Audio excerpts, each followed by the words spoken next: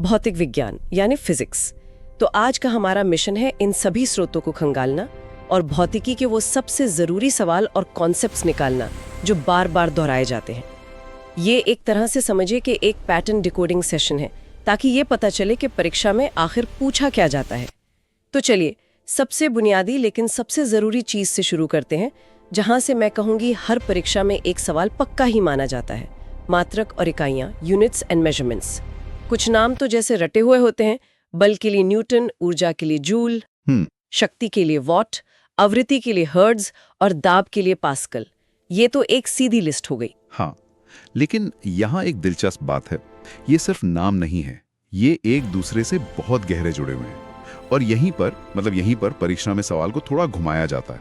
अच्छा, जैसे मुझे याद है 2019 के एक पेपर में पूछा गया था कि न्यूटन को मूल इकाइयों में कैसे लिखा जा सकता है। इसका जवाब न्यूटन के दूसरे नियम F = ma में ही छिपा है। फोर्स यानी बल बराबर है मास गुणा एक्सेलरेशन, मतलब kg गुणा m²। तो एक न्यूटन असल में 1 kg गुणा m² के बराबर है। अच्छा, मतलब वो सीधे न्यूटन ना पूछकर उसके पीछे का जो गणित है वो पूछ लेते हैं। हाँ। और जूल का क्या कनेक्शन है फिर? बिल्कुल, जूल ऊर्जा या कार्य की इकाई है, और कार्य का मतलब क्या होता है? बल गुणा विस्थापन, फोर्स इनटू डिस्प्लेसमेंट। हाँ, तो 1 जूल का मतलब हुआ 1 न्यूटन का बल लगाकर किसी चीज को 1 मीटर खिसकाना, यानी 1 जूल = 1 न्यूटन मीटर। ये जो आपसी संबंध है ना, इसे समझना सिर्फ रटने से कहीं ज्यादा जरूरी है। कॉन्सेप्ट की समझ यहीं पर परखी जाती है। सही बात है। तो ये इकाइयां फिजिक्स की भाषा के अक्षर हैं। अब जब हमने अक्षर सीख लिए हैं, तो चलिए उनसे पहला शब्द बनाना सीखते हैं, और वो शब्द है गति यानी मोशन। यहाँ पे 2 जोड़ियां हैं जो स्टूडेंट्स को हमेशा कंफ्यूज करती हैं, दूरी और विस्थापन, और चाल और वेग। और इसी कंफ्यूजन का फायदा उठाकर एक क्लासिक सवाल बनता है। ये सवाल लगभग हर दूसरे साल किसी न किसी परीक्षा में देखी जाता है। सवाल है, एक एथलीट 400 मीटर के एक वृत्ताकार ट्रैक का एक पूरा चक्कर लगाता है, उसकी तय की गई दूरी और विस्थापन क्या होगा? हाँ, ये सवाल मैंने कई बार देखा है। दूरी तो सीधी सीधी 400 मीटर होगी क्योंकि वो उतना चला है। बिल्कुल बिल्कुल। लेकिन विस्थापन वो 0 हो जाएगा, है ना, क्योंकि वो जहां से शुरू हुआ था ठीक वही वापस आ गया। एकदम सही। विस्थापन यानी शुरुआती और अंतिम बिंदु के बीच की सबसे छोटी दूरी। जब दोनों बिंदु एक ही हैं, तो दूरी 0 हो गई। ये छोटा सा फर्क ही इस सवाल को इतना महत्वपूर्ण बना देता है। ये दिखाता है कि आप शब्दों के मतलब को कितना गहरा समझते हैं। गति की बात हो रही है तो गति के नियमों को कैसे भूल सकते हैं? मुझे लगता है न्यूटन का तीसरा नियम सुनने में बहुत सीधा लगता है। हर क्रिया की बराबर और विपरीत प्रतिक्रिया होती है। लेकिन इसके जो असल दुनिया के उदाहरण हैं, जैसे रॉकेट, वो तो किसी जादू जैसे लगते हैं। क्या आप समझा सकते हैं कि सिर्फ गैस को पीछे धकेलने से इतना भारी रॉकेट ऊपर कैसे उड़ जाता है?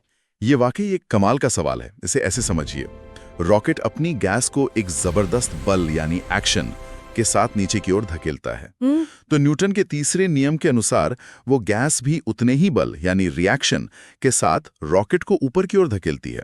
और ये बल इतना ज्यादा होता है कि वो रॉकेट के वजन और गुरुत्वाकर्षण दोनों को पार कर जाता है और उसे आसमान में ले जाता है। वाह! ये कोई जादू नहीं, ये शुद्ध भौतिकी है। यह एक और कंफ्यूजन है जो मुझे लगता है कई लोगों को होता होगा। जड़त्व का नियम, मतलब लॉ ऑफ इनर्शिया, न्यूटन के पहले नियम से जुड़ा है। तो क्या इसकी खोज भी न्यूटन ने ही की थी? मुझे तो हमेशा यही लगता था। ये एक बहुत ही आम गलतफहमी है। जड़त्व का जो कॉन्सेप्ट है वो सबसे पहले गैलीलियो ने दिया था। उन्होंने बताया था कि कोई भी वस्तु अपनी स्थिति में बदलाव का विरोध करती है। न्यूटन ने इस शानदार आइडिया को उठाया और उसे अपने पहले नियम के रूप में फॉर्मलाइज किया। अच्छा, और इसी जड़त्व का सबसे अच्छा उदाहरण है सीट बेल्ट। हाँ, जब गाड़ी अचानक रुकती है तो हमारा शरीर गति में ही रहना चाहता है और आगे की तरफ जाता है। सीट बेल्ट उसी जड़त्व के प्रभाव को रोककर हमें बचाती है। यूपीपीसीएस 2017 में सवाल सीधे सीधे पूछा गया था। ये दिखाता है कि वो नियमों से ज्यादा उनके एप्लीकेशन में इंटरेस्टेड है। बिल्कुल, और गति से ही जुड़ी है ऊर्जा। जब कोई चीज चल रही है तो उसमें गतिज ऊर्जा है, और अगर उसकी स्थिति के कारण उसमें काम करने की क्षमता है तो वो स्थितिज ऊर्जा है। इनके सूत्र तो सबसे ज्यादा पूछे जाने वाले फॉर्मूलों में से हैं। गतिज ऊर्जा यानी काइनेटिक एनर्जी = ½ mg² और स्थितिज ऊर्जा potential energy is equal to mgh। और इन दोनों ऊर्जाओं के बीच एक खूबसूरत डांस चलता रहता है हमेशा। डांस। हाँ, जब आप एक पत्थर ऊपर फेंकते हैं हाँ। तो आप उसे गतिज ऊर्जा देते हैं। हाँ। जैसे जैसे वो ऊपर जाता है उसकी रफ्तार कम होती जाती है, यानी गतिज ऊर्जा स्थितिज ऊर्जा में बदल रही है। हाँ, जैसे आप बैंक में पैसा जमा कर रहे हो। अच्छा, और सबसे ऊंचे पॉइंट पर पहुंचकर जब वो एक पल के लिए रुकता है तो सारी ऊर्जा पोटेंशियल के रूप में जमा हो जाती है। फिर जैसे ही वो नीचे गिरना शुरू करता है वो उस जमा ऊर्जा को वापस निकालता है और वो फिर से गतिज ऊर्जा में बदल जाती है। वाह। ये जो लेन देन है यही ऊर्जा संरक्षण का नियम है कि ऊर्जा कभी खत्म नहीं होती। हाँ। बस अपना रूप बदलती है। ये बहुत बढ़िया तरीका है इसे समझने का। हाँ। अब उस बल की बात करते हैं जो उस पत्थर को वापस नीचे लाता है, गुरुत्वाकर्षण। यहाँ से भी कुछ सीधे तथ्य हैं जो याद होने ही चाहिए। हाँ। जैसे पृथ्वी पर g का मान 9.8 ms² है। हाँ। और वो मशहूर तथ्य कि चांद पर किसी चीज का वजन पृथ्वी का 1/6 होता है। हाँ, लेकिन यहाँ भी एक ट्विस्ट है। g का मान हर जगह एक जैसा नहीं होता और ये वो जगह है जहां से अक्सर ट्रिकी सवाल बनते हैं। जैसे एक व्यक्ति का वजन पृथ्वी पर सबसे ज्यादा कहाँ होगा, ध्रुवों पर या भूमध्य रेखा पर? मुझे लगता है ध्रुवों पर, क्योंकि पृथ्वी ध्रुवों पर थोड़ी चपटी है तो वो केंद्र के ज्यादा पास है। बिल्कुल सही। केंद्र के पास होने से गुरुत्वाकर्षण बल ज्यादा होता है, इसलिए वजन भी ज्यादा होता है। और भूमध्य रेखा पर पृथ्वी के घूमने के कारण भी वजन थोड़ा कम महसूस होता है। ये कॉन्सेप्ट बीपीएससी और कई दूसरी परीक्षाओं में बार बार परखा गया है। गुरुत्वाकर्षण से ही जुड़ा है दाब का कॉन्सेप्ट। दाब का सीधा सा सूत्र है दाब बराबर बल क्षेत्रफल, pressure is equal to force area. ये जितना सरल दिखता है इसके एप्लीकेशन उतने ही हैरान करने वाले हैं। इसका सबसे क्लासिक उदाहरण है ऊंट का रेगिस्तान में चलना। ऊंट के पैर चौड़े होते हैं, यानी ज्यादा क्षेत्रफल। जब उसका वजन, जो कि एक बल है, ज्यादा क्षेत्रफल पर फैलता है तो हर एक पॉइंट पर लगने वाला दाब कम हो जाता है और उसके पैर रेत में धंसते नहीं है। बिल्कुल। इसी का उल्टा सोचिए, एक कील नुकीली क्यों होती है? ताकि थोड़े से बल से भी सारा दबाव एक छोटे से क्षेत्रफल पर लगे और वो आसानी से अंदर चली जाए। और इसी दाब के सिद्धांत का एक शानदार इस्तेमाल है पास्कल का नियम, जिस पर हाइड्रोलिक लिफ्ट और ब्रेक काम करते हैं। ये तो कमाल है कि आप एक छोटे से पिस्टन पर हल्का सा बल लगाकर दूसरी तरफ एक पूरी कार उठा सकते हैं। इसे फोर्स मल्टीप्लायर कहते हैं। ये दिखाता है कि कैसे फिजिक्स के साधारण नियम असाधारण तकनीक को जन्म दे सकते हैं। तकनीक की बात चली रही है तो चलिए ऊष्मा मतलब हीट पर आते हैं। यहाँ का एक बुनियादी नियम है कि ऊष्मा हमेशा गर्म चीज से ठंडी चीज की तरफ बहती है। और एक तथ्य जो सीधे पूछा जाता है, ऊष्मा का सबसे अच्छा चालक कौन है? जवाब है चांदी, सिल्वर। और ऊष्मा के बहाव को रोकने का सबसे बेहतरीन उदाहरण है हमारे घरों में मौजूद थर्मस फ्लास्क। ये समझना बहुत जरूरी है कि वो काम कैसे करता है। ये ऊष्मा के ट्रांसफर के तीनों तरीकों, चालन, संवहन और विकिरण पर एक साथ हमला करता है। वो कैसे? देखिए, थर्मस की दोहरी दीवारों के बीच जो वैक्यूम होता है वो चालन और संवहन को रोक देता है। अच्छा। क्योंकि उन्हें चलने के लिए माध्यम की जरूरत होती है। और जो दीवारों की चमकदार चांदी जैसी सतह होती है वो विकिरण यानी रेडिएशन को वापस रिफ्लेक्ट कर देती है। मतलब गर्मी को बाहर नहीं जाने देती। हाँ, ये कुछ वैसा ही है जैसे आप सर्दियों में कई परतें पहनते हैं। हर परत हवा को फंसा लेती है जो गर्मी की कुचालक होती है। थर्मस बस यही काम बहुत ही हाईटेक तरीके से करता है। वाह। अब ऊष्मा से आगे बढ़ते हैं ध्वनि, साउंड की तरफ। यहां से एक सीधा सवाल है, मनुष्य की सुनने की सीमा क्या है? इसका जवाब है 20 हर्ट्ज से 20,000 हर्ट्ज। और इस सीमा के बाहर की ध्वनियां भी बहुत काम की हैं। 20 हर्ट्ज से कम को इंफ्रासाउंड कहते हैं, जिसे हाथी और व्हेल जैसे जानवर इस्तेमाल करते हैं। और 20,000 हर्ट्ज से ज्यादा को अल्ट्रासाउंड कहते हैं। हाँ, सोनोग्राफी में। बिल्कुल। मेडिकल में सोनोग्राफी से लेकर समुद्र की गहराई मापने वाली सोनार तकनीक तक।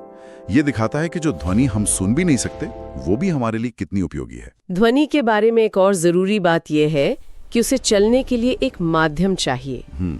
यही वजह है कि अंतरिक्ष में कोई आवाज नहीं होती, चाहे हॉलीवुड की फिल्मों में कितने भी धमाके क्यों ना दिखाए जाए। बिल्कुल, क्योंकि वहां वैक्यूम है। ये एक फंडामेंटल कॉन्सेप्ट है जिस पर अक्सर सवाल बनते हैं। अब आते हैं उस सेक्शन पर जो शायद परीक्षाओं का सबसे पसंदीदा हिस्सा है, प्रकाश, लाइट। यहाँ से इतने सवाल बनते हैं कि गिनना मुश्किल है। सबसे पहला और सबसे आम, आकाश नीला क्यों दिखाई देता है? रोशनी। जो 7 रंगों से बनी है, हमारे वायुमंडल में घुसती है तो हवा के कण नीले और बैंगनी रंग को सबसे ज्यादा बिखेर देते हैं, क्योंकि उनकी वेवलेंथ छोटी होती है। एकदम। और हमारी आंखें नीले रंग के लिए ज्यादा संवेदनशील होती हैं, इसलिए हमें आसमान नीला दिखता है। और एक और खूबसूरत सवाल, इंद्रधनुष कैसे बनता है? ये 2 घटनाओं का कमाल है। पहला है अपवर्तन यानी रिफ्रैक्शन, और दूसरा है पूर्ण आंतरिक परावर्तन, टोटल इंटरनल रिफ्लेक्शन। सोचिए, जब सूरज की रोशनी पानी की बूंद में घुसती है तो वो मुड़ जाती है और अपने 7 रंगों में बट जाती है, एक प्रिज्म की तरह। बिल्कुल ठीक वैसे ही। फिर वो बूंद के अंदर टकराकर वापस हमारी आंखों की तरफ आती है। हर बारिश की बूंद एक छोटे प्रिज्म की तरह काम करती है। प्रकाश में दर्पणों से जुड़े सवाल भी बहुत आते हैं, जैसे दंत चिकित्सक दांतों को बड़ा करके देखने के लिए कौन सा दर्पण इस्तेमाल करते हैं? वो अवतल दर्पण मतलब कॉन्केव मिरर का इस्तेमाल करते हैं, क्योंकि जब वस्तु को दर्पण के बहुत पास रखा जाता है तो वो एक सीधी और बड़ी इमेज बनाता है, जिससे दांत की छोटी से छोटी समस्या भी दिख जाती है। हाँ। और गाड़ियों में साइड मिरर के तौर पर वो तो उत्तल दर्पण होता है ना, कॉन्वेक्स मिरर। हाँ, और इसकी वजह भी बहुत प्रैक्टिकल है। उत्तल दर्पण हमेशा एक छोटा लेकिन सीधा व्यू दिखाता है और उसका फील्ड ऑफ व्यू बहुत बड़ा होता है। मतलब वो एक छोटे से शीशे में पीछे का बहुत बड़ा एरिया दिखा देता है, जिससे ड्राइवर को पता चलता है कि पीछे कितनी गाड़ियां हैं। ये सवाल तो बहुत ही आम है। इतना आम है कि आप इसे लगभग हर राज्य की पीसीएस परीक्षा में ढूंढ सकते हैं। वाकई प्रकाश बहुत बड़ा टॉपिक है। अब हम विद्युत, इलेक्ट्रिसिटी पर आते हैं। यहाँ का सबसे बुनियादी नियम है ओम का नियम, V = IR। इसे समझने का सबसे अच्छा तरीका है पानी के पाइप का उदाहरण। वोल्टेज V पानी का प्रेशर है, करंट I पानी का बहाव है और प्रतिरोध R पाइप की चौड़ाई है। अच्छा। जितना ज्यादा प्रेशर होगा उतना ज्यादा पानी बहेगा, और अगर पाइप पतला है मतलब ज्यादा प्रतिरोध है तो उसी प्रेशर पर पानी कम बहेगा। ये एनालॉजी तो बहुत अच्छी है। हाँ, ये सूत्र को हमेशा के लिए याद करा देती है। और घरों की सुरक्षा से जुड़ा एक सवाल, फ्यूज किस सिद्धांत पर काम करता है? फ्यूज धारा के ऊष्मीय प्रभाव मतलब हीटिंग इफेक्ट ऑफ करंट पर काम करता है। ये एक कम गलनांक वाले तार का टुकड़ा होता है। जब सर्किट में करंट एक सुरक्षित सीमा से ज्यादा हो जाता है तो ये तार इतना गर्म होता है कि पिघल जाता है और सर्किट टूट जाता है। हाँ, ये एक तरह का सैक्रिफिशियल डिवाइस है जो खुद जलकर हमारे कीमती उपकरणों को बचा लेता है। चलिए अब एक छोटी लेकिन महत्वपूर्ण टॉपिक पर आते हैं, चुंबकत्व, मैग्नेटिज्म। यहाँ से ज्यादातर सीधे सवाल ही आते हैं, जैसे दिशा सूचक मतलब कंपास किस वजह से काम करता है? इसका जवाब है कि हमारी पृथ्वी खुद एक बहुत बड़े बार मैग्नेट की तरह व्यवहार करती है। उसका अपना एक चुंबकीय क्षेत्र है। कंपास की सुई जो खुद एक छोटा सा चुंबक है, बस खुद को पृथ्वी के इस चुंबकीय क्षेत्र की दिशा में अलाइन कर लेती है और हमेशा उत्तर दक्षिण दिशा दिखाती है। ये जानना भी दिलचस्प है कि यही चुंबकीय क्षेत्र हमें सूरज से आने वाले हानिकारक सोलर विंड से भी बचाता है। बिल्कुल, ये एक शील्ड की तरह है। और अब हम अपने अंतिम और शायद सबसे महत्वपूर्ण खंड पर आते हैं, आधुनिक भौतिकी, मॉडर्न फिजिक्स। यहाँ से सवाल अक्सर खोजों और वैज्ञानिकों पर आधारित होते हैं, जैसे फोटो इलेक्ट्रिक प्रभाव की व्याख्या किसने की? ज्यादातर लोग इसका जवाब शायद न्यूटन या किसी और को देंगे, लेकिन इसका सही श्रेय एल्बर्ट आइंस्टाइन को जाता है। और ये एक क्लासिक ट्रिविया ट्रैप है। वो कैसे? आइंस्टाइन को नोबेल पुरस्कार उनकी थियरी ऑफ रिलेटिविटी के लिए नहीं, बल्कि फोटो इलेक्ट्रिक प्रभाव की इसी व्याख्या के लिए 1921 में मिला था। एक और सवाल, रेडियोधर्मिता की खोज किसने की? इसकी खोज का श्रेय हेनरी बेकरेल को जाता है। बाद में मैरी क्यूरी और पियरे क्यूरी ने इस पर और काम किया और पोलोनियम और रेडियम जैसे तत्वों की खोज की। और आधुनिक भौतिकी का सबसे बड़ा एप्लीकेशन तो परमाणु ऊर्जा है। हाँ, जिसमें ईंधन के रूप में मुख्य रूप से यूरेनियम का इस्तेमाल होता है। ये सब सीधे सीधे पूछे जाने वाले तथ्य हैं। तो इन सब का क्या मतलब है? अगर हम इन सभी सवालों और कॉन्सेप्ट्स को एक साथ देखें तो ये साफ है कि प्रतियोगी परीक्षाओं में भौतिकी के कुछ कोर एरियाज हैं। ये सिर्फ रटना नहीं है, बल्कि सिद्धांतों को उनके व्यवहारिक एप्लीकेशन के साथ समझना है। रॉकेट से लेकर सीट बेल्ट तक, थर्मस से लेकर फ्यूज तक। बिल्कुल, इन पैटर्न को समझना ही स्मार्ट तैयारी है। साइंस विज्ञान के कुछ नोट्स लगे हैं और दावा ये है कि इनमें से सवाल पक्के आते हैं। ये सिर्फ नोट्स नहीं, बल्कि उन तथ्यों का एक खजाना है जो बार बार पूछे जाते हैं। तो क्यों ना आज इन्हीं को थोड़ा कुरेद कर देखा जाए और पता लगाया जाए कि कौन से कॉन्सेप्ट्स असल में सबसे जरूरी है। चलिए इन तथ्यों के पीछे की कहानी को समझने की कोशिश करते हैं। बिल्कुल सही। और हमारा मकसद सिर्फ इन तथ्यों को दोहराना नहीं होगा, है ना? हम ये समझने की कोशिश करेंगे कि ये तथ्य महत्वपूर्ण क्यों है, ये एक दूसरे से कैसे जुड़े हैं और इन्हें याद रखने का सबसे अच्छा तरीका क्या हो सकता है। क्योंकि रटने से ज्यादा समझना काम आता है, खासकर जब परीक्षा में सवाल थोड़ा घुमाकर पूछ लिया जाए। बिल्कुल। तो शुरुआत करते हैं सबसे बुनियादी चीज से, पदार्थ। नोट्स में साफ साफ लिखा है कि पदार्थ की 3 मुख्य अवस्थाएं हैं, ठोस, द्रव और गैस। और एक सवाल जो लगभग हर दूसरे एग्जाम में दिखता है, इनमें से सबसे ज्यादा कंप्रेसिबल, मतलब किसे सबसे ज्यादा दबाया जा सकता है? जवाब तो गैस है, पर ऐसा क्यों? इसका सीधा संबंध कणों के बीच की दूरी से है। आप कल्पना कीजिए कि एक कमरे में सिर्फ 5 लोग हैं और दूसरे में 50। किस कमरे में लोगों को एक कोने में इकट्ठा करना आसान होगा? जहां 5 लोग हैं, जाहिर है। बिल्कुल। गैस के कणों के साथ भी यही होता है। वे एक दूसरे से बहुत दूर होते हैं, उनके बीच बहुत खाली जगह होती है। इसीलिए हम उन्हें आसानी से दबाकर एक छोटी जगह में भर सकते हैं, जैसे एलपीजी सिलेंडर में। ठोस में कण तो बिल्कुल सटे होते हैं, इसलिए उन्हें दबाना लगभग नामुमकिन है। अच्छा, तो यही तर्क विसरण या डिफ्यूजन पर भी लागू होता होगा? मतलब जैसे खुशबू का फैलना? हाँ, वो भी गैस में ही सबसे तेज होता है, क्योंकि कणों को घूमने फिरने की पूरी आजादी है। एकदम सही। आपने 2 अलग अलग दिखने वाले गुणों को एक ही मूल सिद्धांत से जोड़ दिया, कणों के बीच की दूरी। यही वो कनेक्शन है जो हमें बनाना है। विसरण गैसों में सबसे तेज होता है क्योंकि कणों के पास घूमने और मिक्स होने के लिए सबसे ज्यादा जगह और ऊर्जा होती है। चलिए, अब पदार्थ के वर्गीकरण पर आते हैं। तत्व, यौगिक और मिश्रण, ये शब्द अक्सर कंफ्यूज करते हैं। नोट्स कहते हैं कि तत्व सबसे शुद्ध रूप है, यौगिक में तत्वों का अनुपात निश्चित होता है और मिश्रण में नहीं। और इसी पर एक क्लासिक PYQ मतलब प्रीवियस ईयर क्वेश्चन है। हवा क्या है और पीतल यानी ब्रास क्या है? दोनों ही मिश्रण है, लेकिन इनमें कुछ तो फर्क होगा। बहुत अच्छा सवाल है। देखिए, हवा गैसों का एक समांगी मिश्रण है। इसमें नाइट्रोजन, ऑक्सीजन, आर्गन जैसी गैसें हैं जो आपस में ऐसे घुल मिल गई हैं कि आप उन्हें अलग अलग नहीं देख सकते। वहीं पीतल भी एक मिश्रण है, लेकिन ये धातुओं का मिश्रण है, कॉपर और जिंक का। जब धातुओं को पिघलाकर एक दूसरे में मिलाया जाता है तो उसे मिश्र धातु या एलॉय कहते हैं। तो मतलब हम ये कह सकते हैं कि सभी मिश्र धातुएं मिश्रण हैं, लेकिन हाँ, बिल्कुल। लेकिन सभी मिश्रण मिश्र धातु नहीं होते। मतलब मिश्र धातु एक तरह का स्पेशल मिश्रण है जिसे हम किसी खास मकसद से बनाते हैं। बिल्कुल। हम पीतल इसलिए बनाते हैं क्योंकि वो अपने घटक धातुओं कॉपर और जिंक से ज्यादा मजबूत और जंग प्रतिरोधी होता है। हम गुणों को बेहतर बनाने के लिए मिश्रण तैयार करते हैं। ठीक है, अब पदार्थ के इन रूपों के सबसे छोटे हिस्से यानी परमाणु की संरचना पर चलते हैं। यहां खोजों से जुड़े नाम याद रखना एक बड़ा काम है। Electron J Thomson, neutron Chadwick, लेकिन प्रोटॉन के लिए गोल्डस्टीन का नाम है। मैंने कई जगह रदरफोर्ड का नाम भी पढ़ा है। क्या ये छात्रों के लिए कंफ्यूजन पॉइंट है? हाँ, ये एक बहुत आम कंफ्यूजन है। देखिए, गोल्डस्टीन ने 1886 में एनोड किरणों की खोज की थी, जिससे ये पता चला कि परमाणु में कोई पॉजिटिव चार्ज वाले कण होता है। अच्छा। लेकिन उस कण को प्रोटॉन नाम देना और ये साबित करना कि वो हाइड्रोजन का नाभिक है, ये काम अर्नेस्ट रदरफोर्ड ने किया था। तो प्रतियोगी परीक्षाओं में अगर खोज का श्रेय पूछा जाए और ऑप्शन में गोल्डस्टीन हो तो वह सही माना जाता है, लेकिन प्रोटॉन के गुणों की व्याख्या रदरफोर्ड ने की। ये तो बहुत जरूरी जानकारी है।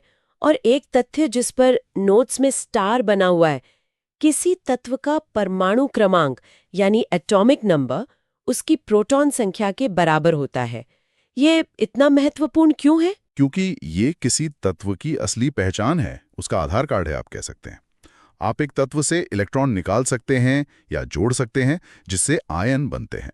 आप न्यूट्रॉन की संख्या बदल सकते हैं, जिससे समस्थानिक या आइसोटोप्स बनते हैं। लेकिन जैसे ही आप प्रोटॉन की संख्या बदलते हैं, आप उस तत्व को ही बदल देते हैं।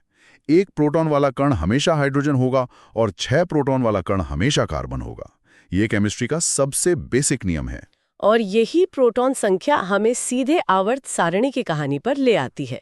मेंडलीव को इसका जनक कहा जाता है, लेकिन हम जो सारणी इस्तेमाल करते हैं वो मोज़ले के काम पर आधारित है। दोनों में मुख्य अंतर क्या था?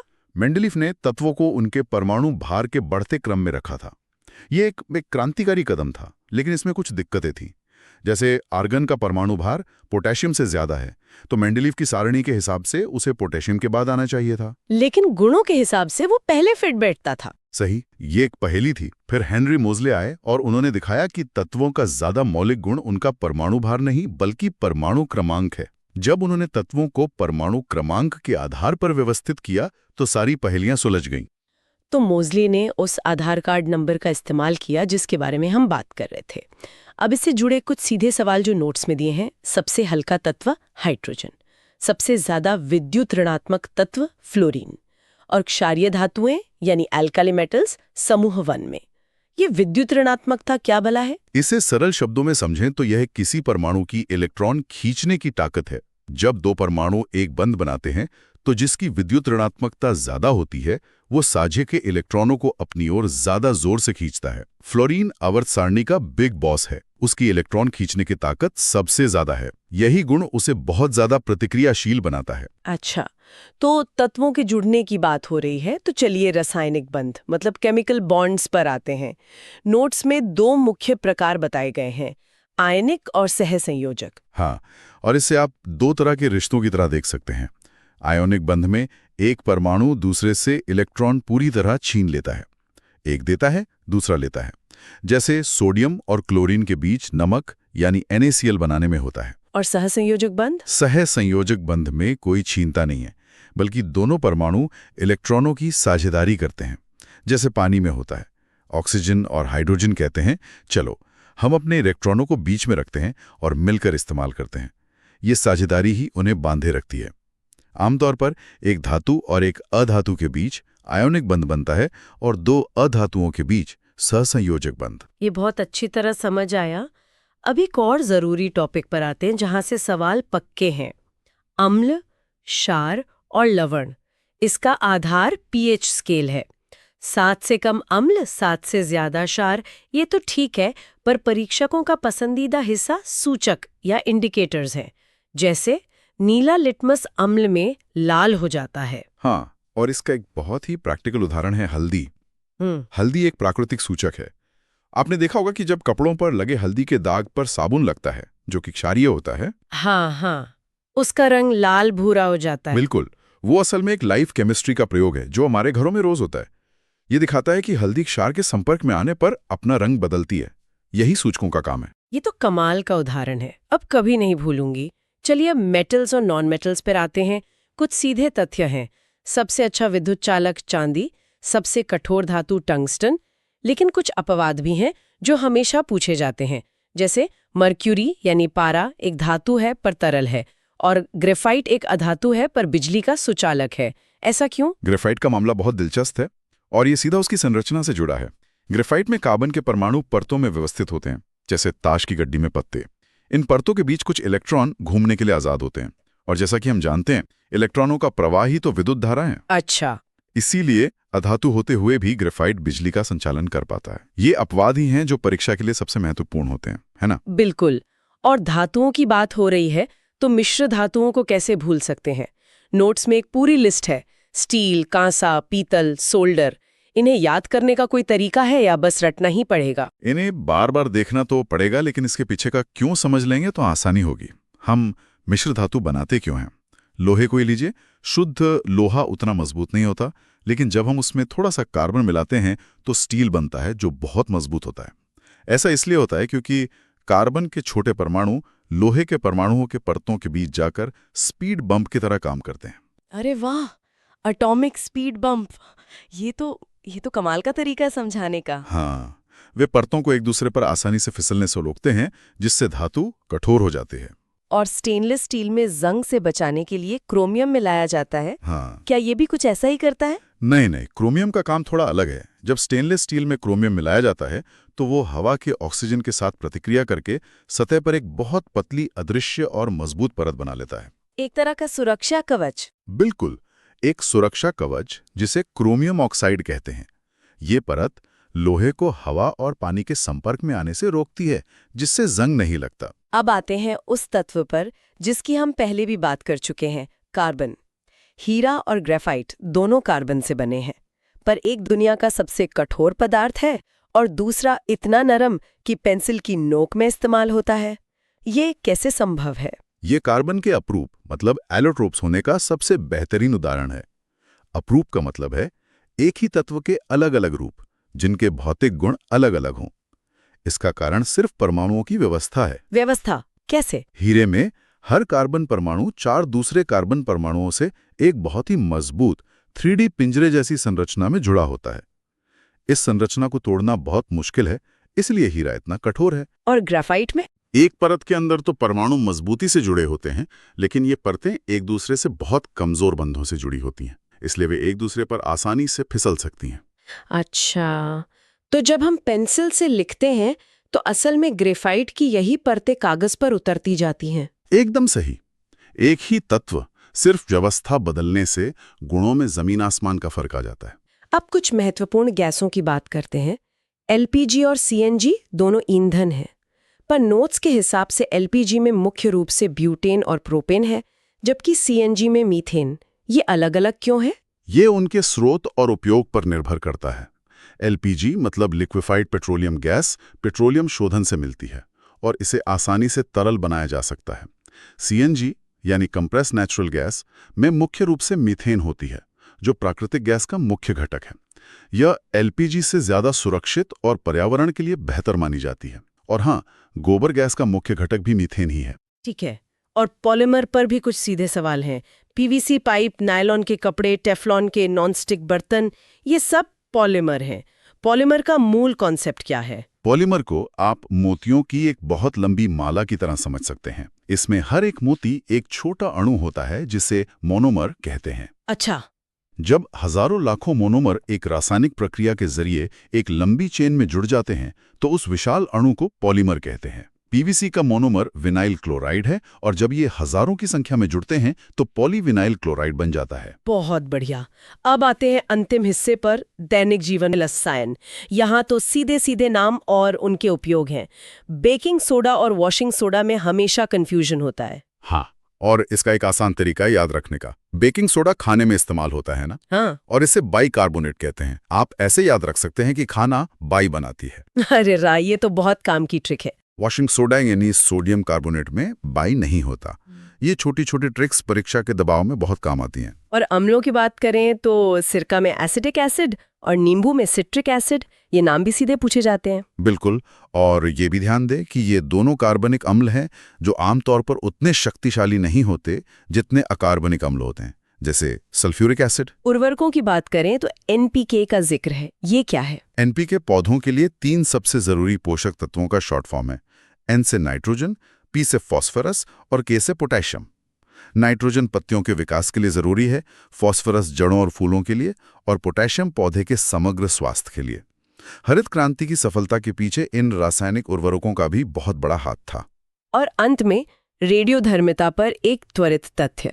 अल्फा कर्ण पॉजिटिव, बीटा कर्ण नेगेटिव और गामा किरणों पर कोई चार्ज नहीं, बस इतना ही। मूल स्तर पर हाँ, अल्फा कण असल में हीलियम के नाभिक होते हैं, इसलिए उन पर +2 चार्ज होता है। बीटा कण तेज गति वाले इलेक्ट्रॉन होते हैं, इसलिए उन पर -1 चार्ज होता है। और गामा किरणें कण नहीं बल्कि एक्सरे की तरह उच्च ऊर्जा वाली विद्युत चुंबकीय तरंगे हैं, इसलिए उन पर कोई चार्ज नहीं होता। तो ये थे रसायन विज्ञान के वो महत्वपूर्ण तथ्य जो इन नोट्स में दिए गए थे। हमने पदार्थ की प्रकृति से लेकर हमारे किचन में मौजूद रसायनों तक का सफर तय किया। और मुझे उम्मीद है कि श्रोताओं ने ये महसूस किया होगा कि ये तथ्य अलग अलग द्वीप नहीं हैं, ये सब आपस में जुड़े हुए हैं। ग्रेफाइट का बिजली का सुचालक होना उसके अपर रूप होने के गुण से जुड़ा है, और ये गुण उसकी परमाणुविक संरचना से आता है। हर क्या के पीछे एक क्यों छिपा है, और उस क्यों को समझना ही असली तैयारी है। बिल्कुल सही। और इन सभी तथ्यों को समझने के बाद एक सवाल जहन में आता है जो हमें आगे सोचने पर मजबूर करता है। हमने रेडियोधर्मिता में अल्फा, बीटा और गामा किरणों के बहुत ही सरल गुणों के बारे में जाना। ये सोचना कितना दिलचस्प है कि विज्ञान कैसे इन्हीं मूलभूत कणों के चार्ज और ऊर्जा जैसे गुणों का इस्तेमाल करके एक तरफ कैंसर का इलाज करने के लिए रेडियोथेरेपी जैसी तकनीक बनाता है और दूसरी तरफ परमाणु ऊर्जा या हथियार भी। एक ही वैज्ञानिक सिद्धांत के ये दो पहलू हमें हमेशा याद दिलाते हैं कि ज्ञान का उपयोग कैसे किया जाता है। यह प्रतियोगी परीक्षाओं यानी कॉम्पिटिटिव एग्जाम्स की तैयारी आपके लिए बायोलॉजी का एक तरह का क्रैश कोर्स है। हाँ, इनमें उन तथ्यों और सवालों का ढेर है जो बार बार पूछे जाते हैं। बिल्कुल। और आज हमारा मकसद सिर्फ इन तथ्यों की एक लिस्ट बनाना नहीं है, वो तो किसी भी किताब में मिल जाएगी। हमारी कोशिश रहेगी कि हम इन तथ्यों के बीच के कनेक्शन को समझें, क्योंकि अब परीक्षाओं में मतलब सीधे सीधे सवाल कम आते हैं। वो आपकी समझ को परखते हैं कि आप एक सिस्टम को दूसरे से कैसे जोड़ पाते हैं। यही बात है। तो चलिए इस सफर को शुरू करते हैं जीव विज्ञान की कुछ एकदम बुनियादी बातों से। जैसे जीव विज्ञान के जनक, ये तो एक ऐसा सवाल है जो हमेशा आता है। अरस्तु। हाँ, अरस्तु को जीव विज्ञान मतलब बायोलॉजी का जनक माना जाता है। और यहीं पर एक और सवाल जुड़ता है। हाँ, कि उन्हें जंतु विज्ञान यानी जूलॉजी का जनक भी माना जाता है, जबकि वनस्पति विज्ञान बॉटनी के जनक है थियोफ्रिस्टस। ये तीनों नाम बहुत जरूरी हैं। ठीक है, अब आते हैं उस विषय पर जो सबसे ज्यादा दोहराया जाता है, कोशिका यानी सेल, कोशिका की खोज। ये भी एक क्लासिक सवाल है। रॉबर्ट हुक, उन्होंने सबसे पहले कॉर्क में इसे देखा था। और इसी खोज पर श्लीडेन और श्वान ने पूरी एक थ्योरी बना दी। सेल थ्योरी, बिल्कुल, कि सभी जीवित चीजें कोशिकाओं से बनी हैं। एक बहुत ही फंडामेंटल सिद्धांत है ये। और हर सेल के अंदर एक पावर हाउस होता है, ये तो हम सबने सुना है। माइटोकॉन्ड्रिया। हाँ, ये सेल का पावर हाउस वाला जुमला बहुत मशहूर है। मशहूर तो है, पर इसका असली मतलब क्या है? मतलब परीक्षा के लिहाज से इसे कैसे समझें? इसे ऐसे समझिए, हमारे शरीर को हर काम के लिए ऊर्जा चाहिए। सोचने से लेकर दौड़ने तक हर काम के लिए। बिल्कुल। और ये ऊर्जा एक खास करेंसी में आती है, जिसे कहते हैं एटीपी, एडेनोसिन ट्राइफॉस्फेट। हाँ, तो माइटोकॉन्ड्रिया वो फैक्ट्री है जो हमारे खाने से मिले ग्लूकोज और ऑक्सीजन का इस्तेमाल करके इस एटीपी करेंसी को बनाती है। इसीलिए ये पावर हाउस है। मतलब ये शरीर की ऊर्जा का सेंट्रल बैंक है। अच्छा, स्रोतों में कुछ तुलनात्मक सवाल भी दिए हैं जो अक्सर कंफ्यूज करने के लिए पूछे जाते हैं, जैसे सबसे बड़ी और सबसे छोटी कोशिका। हाँ, ये परीक्षकों का पसंदीदा एरिया है। सबसे बड़ी कोशिका है शुतुरमुर्ग का अंडा, जिसे हम बिना माइक्रोस्कोप के देख सकते हैं। और स्पेक्ट्रम के दूसरे छोर पर है सबसे छोटी कोशिका माइकोप्लाज्मा। ये एक बैक्टीरिया है। वाह, ये दोनों फैक्ट सीधे सीधे कई बार PYQs में आए हैं। ठीक है, तो ये तो हुई कोशिका की बात। अब इन कोशिकाओं से मिलकर जो जटिल मशीन बनती है, यानी मानव शरीर, उस पर आते हैं। यहाँ तो अनगिनत तथ्य हैं, लेकिन सबसे ज्यादा क्या पूछा जाता है? अगर मानव शरीर की बात करें तो परीक्षक अक्सर सबसे बड़ा, सबसे छोटा जैसे सवालों पर फोकस करते हैं। जैसे शरीर की सबसे बड़ी ग्रंथि कौन सी है? यकृत यानी लिवर। बिल्कुल। और सबसे बड़ी हड्डी? फीमर, जांघ की हड्डी। सही। और एक और बहुत कॉमन फैक्ट, शरीर का सामान्य तापमान 37 डिग्री सेल्सियस या फिर फ़ारेनहाइट में 98.6। हाँ, इसी से जुड़े कुछ और महत्वपूर्ण प्रश्न भी हैं, जैसे लाल रक्त कोशिकाओं का जीवन काल कितना होता है? 120 दिन। 120 दिन। और यूनिवर्सल डोनर यानी सर्वदाता रक्त समूह, ओ ब्लड ग्रुप, ये तो मतलब लगभग हर परीक्षा के लिए एक पसंदीदा सवाल है। एकदम। अब रक्त की बात चली है तो इसके अलग अलग घटकों के काम को समझना भी जरूरी है। RBC, WBC, platelets. बिल्कुल। RBC का मुख्य काम है ऑक्सीजन का परिवहन करना। और WBC हमारी प्रतिरक्षा यानी इम्यूनिटी के लिए जिम्मेदार है। ये शरीर की सेना है। और प्लेटलेट्स रक्त का थक्का बनाने में मदद करते हैं, मतलब ब्लड क्लॉटिंग में। एक बहुत ही सामान्य प्रश्न ये भी है कि हीमोग्लोबिन में कौन सा तत्व होता है? आयरन, लोहा। और ये जानना भी जरूरी है कि रक्त समूहों की खोज कार्ल लैंडस्टीनर ने की थी। सही। अब इन कोशिकाओं तक ऊर्जा पहुंचाने के लिए शरीर को फ्यूल यानी भोजन की जरूरत होती है। और यहाँ आता है हमारा पाचन तंत्र। एक आम गलतफहमी ये है कि सारा पाचन पेट में होता है। हाँ, जबकि असलियत यह है कि पाचन की प्रक्रिया मुंह से ही शुरू हो जाती है। और पाचन तंत्र का सबसे लंबा हिस्सा कौन सा है? छोटी आंत, स्मॉल इंटेस्टाइन। नाम के बिल्कुल विपरीत। एक विशिष्ट प्रश्न प्रोटीन के पाचन से जुड़ा है, वो कहाँ शुरू होता है? वो पेट में शुरू होता है। यहाँ पर मतलब एंजाइम से जुड़े सवाल इस खंड से बहुत पूछे जाते हैं। ठीक है, तो पाचन से हमें ग्लूकोज मिला, खून ने उसे कोशिकाओं तक पहुंचाया, लेकिन उस ग्लूकोज को ऊर्जा में बदलने के लिए ऑक्सीजन चाहिए, और वो आती है श्वसन तंत्र से। बिल्कुल। ये सारे सिस्टम्स एक टीम की तरह काम करते हैं। श्वसन की जो कार्यात्मक इकाई है वो है एल्वियोली, फेफड़ों में। हाँ, फेफड़ों में। और जैसा हमने पहले भी कहा, हीमोग्लोबिन का मुख्य काम ऑक्सीजन का परिवहन करना है। यहाँ एक दिलचस्प बात यह है कि परीक्षार्थियों को पौधों में श्वसन, मतलब प्लांट रेस्पिरेशन के बारे में भी पता होना चाहिए। हाँ, क्योंकि उससे भी सवाल बनते हैं। अक्सर लोग कंफ्यूज हो जाते हैं। अच्छा, अभी तक हमने देखा कि शरीर एक बेहतरीन मशीन की तरह काम करता है, लेकिन जब इस मशीन पे बाहर से हमला होता है तो बीमारियां होती हैं। ये भी परीक्षाओं का एक बहुत ही महत्वपूर्ण खंड है। हाँ, रोग और उनके कारक, ये रटने वाला टॉपिक लगता है, पर इसमें भी पैटर्न्स हैं। आपको जानना होगा कि बीमारी किससे हो रही है, वायरस, बैक्टीरिया या प्रोटोजोआ। चलिए कुछ प्रमुख बीमारियां देखते हैं। मलेरिया मलेरिया का कारण है प्लाज्मोडियम, जो एक प्रोटोजोआ है। और टाइफाइड वो सैल्मोनेला नाम के बैक्टीरिया से होता है। टीबी भी बैक्टीरिया से ही होता है। और डेंगू डेंगू का कारण वायरस है। और एड्स एड्स का कारण है एचआईवी वायरस। रोगों और उनके कारकों का मिलान करना, ये पीसीएस जैसी परीक्षाओं का एक पसंदीदा प्रारूप है। बिल्कुल। अब शरीर की अंदरूनी कमजोरी की बात करते हैं, खासकर विटामिन की कमी से होने वाले रोग।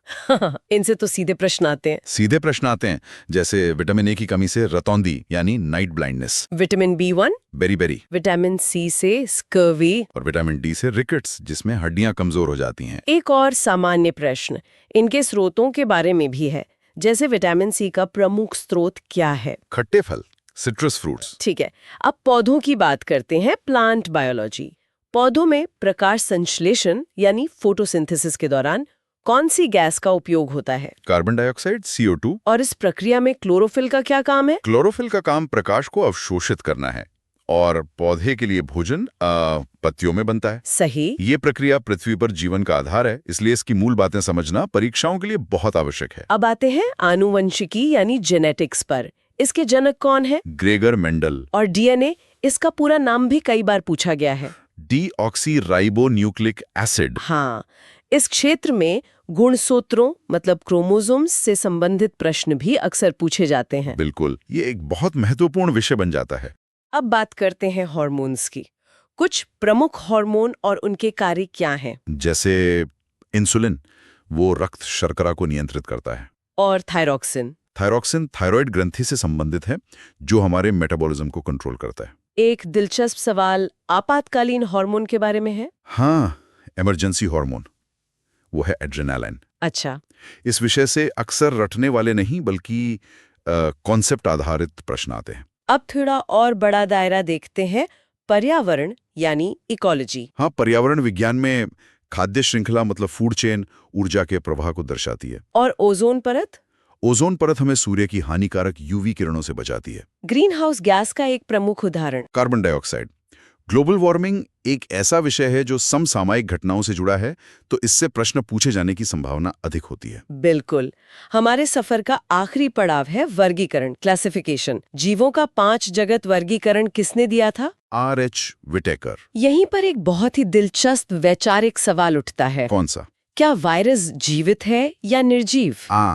ये एक बेहतरीन सवाल है। इसका जवाब है कि ये दोनों के बीच की सीमा रेखा पर है। मतलब इसमें सजीव और निर्जीव दोनों के लक्षण होते हैं, इसीलिए इसे किसी जगत में नहीं रखा गया है। तो इन सभी तथ्यों और कॉन्सेप्ट्स का सार क्या निकलता है? एक प्रतियोगी परीक्षा के उम्मीदवार को इसे कैसे देखना चाहिए? सार ये है कि जीव विज्ञान तथ्यों का एक बिखरावा ढेर नहीं है, ये एक इंटरकनेक्टेड सिस्टम है। आपने जो खाया वो पचकर ग्लूकोज बना, आपने जो सांस ली उससे ऑक्सीजन मिली, खून ने इन दोनों को कोशिका तक पहुंचाया जहां माइटोकॉन्ड्रिया ने ऊर्जा बनाई। और इस पूरी प्रक्रिया को हार्मोन नियंत्रित करते हैं। बिल्कुल, और ये शरीर डीएनए के ब्लूप्रिंट के हिसाब से बनता है। जब आप इस तरह से कनेक्शन बनाकर पढ़ेंगे तो आपको कुछ भी रटना नहीं पड़ेगा। ये बिल्कुल सही नजरिया है। तैयारी को अगले स्तर पर ले जाने के लिए ये बहुत जरूरी है।